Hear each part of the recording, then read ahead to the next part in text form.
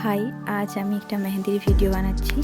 তো এই ভিডিওটা বানানোর সময় আমার বেশ একটা ভালো লাগছিল না, কারণ আমি বেশিরভাগ ভিডিওগুলো বানাই রোদের সময়, মানে দুপুরবেলায়। কারণ তখন রোদটা থাকে, আর রোদের বেলাতে ভিডিওটা বানালে ভিডিওটার কোয়ালিটিটা ভালো আসে, বেশ সুন্দর, ভিডিওটার কালারটা ভালো আসে। তো সেই জন্য আমি দুপুরবেলাতেই বানাই। দুপুরবেলা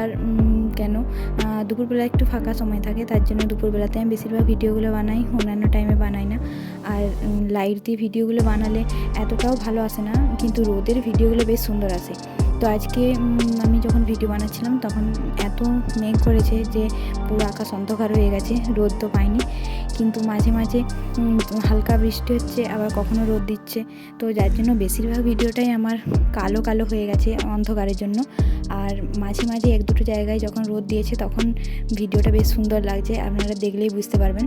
রোদের জন্য ভিডিওটা দেখতে কত সুন্দর লাগে, কিন্তু রোদ না দিলে সেই জায়গার ভিডিওগুলো দেখুন কেমন অন্ধকার অন্ধকার হয়ে গেছে। আর তার জন্য আমি ভাবছিলাম যে একটু অপেক্ষা করি, রোদটা দিলে পরে আমি আবার ভিডিও বানাবো। কিন্তু রোদের জন্য অপেক্ষা করতে থাকলে আমার মেহেন্দি এদিকে শুকিয়ে যাবে, তো তখন দেখতে ভালো লাগবে না অর্ধেকটা শুকিয়ে গেলে। আর সেই জন্য আমি আস্তে আস্তে কাজ করে যাচ্ছিলাম, যাতে মেঘটা কাটিয়ে উঠলে আবার আলো দেয়। কিন্তু যেহেতু আজ আমি সিম্পল মেহেন্দি ডিজাইন বানাচ্ছিলাম, তাই রোদের অপেক্ষা করতে করতে আমার মেহেন্দির ডিজাইনটাই কমপ্লিট হয়ে গেছিলো।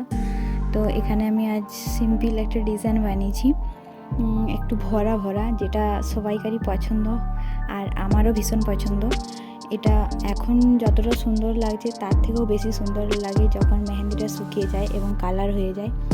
আর একদিন পরে এই কালারটা যখন আরও বেশি ডিপ হয়, তো তখন দেখতে আরও বেশি সুন্দর লাগে। এই যে ভরা ডিজাইনগুলো, এগুলো কালার হয়ে যাওয়ার পর শুধু সুন্দর না, একদম অসম্ভব সুন্দর লাগে। যেটা কি বলবো, মানে মেহেন্দি লাগালে হয়তো এরকম ডিপ লাগানোটাই আমার মনে হয় উচিত, কারণ হাতটাকে এত সুন্দর করে তোলে এই ডিজাইনগুলো, ভীষণ সুন্দর। অনেকেই আছে যারা মেহেন্দি লাগাতে ভীষণ ভালোবাসে, তারা চায় সবসময়তেই তাদের হাতটা মেহেন্দি দিয়ে ভরা থাক। আর আমার তো মেহেন্দি লাগাতে অতটাও ভালো লাগে না, কিন্তু মেহেন্দি আঁকতে আমার ভীষণ ভালো লাগে। আর যাই হোক, আমি আঁকতে ভালোবাসি বলেই আমার হাতগুলো সবসময় মেহেন্দিতে ভর্তি থাকে। আর মেহেন্দিতে সবসময় ভর্তি থাকে, ফাঁকাই থাকে না হাত। তো মাঝে মাঝে মনে হয় যে হাতটা একটু ফাঁকা থাক, কিন্তু সপ্তাহে এইরকম মেহেন্দির ভিডিও করতে করতে আমার হাতটা কখনো খালি থাকে না, সব সময় মেহেন্দি ভরা থাকে। যাই হোক, আমার মেহেন্দিটা এইভাবে কমপ্লিট হয়ে গেল। তারপরে আমি নিচ দিকটা ভাবলাম যে অনেক ফাঁকা ফাঁকা লাগছে, নিচ দিকটা কিছু একটা অ্যাড করি। তো এখানে আমি ছোট ছোট ত্রিভুজের মতো অ্যাড করে সেগুলো ভরাট করে দিচ্ছি, যাতে মেহেন্দির নিচ দিকটা একটু ডিপ লাগে।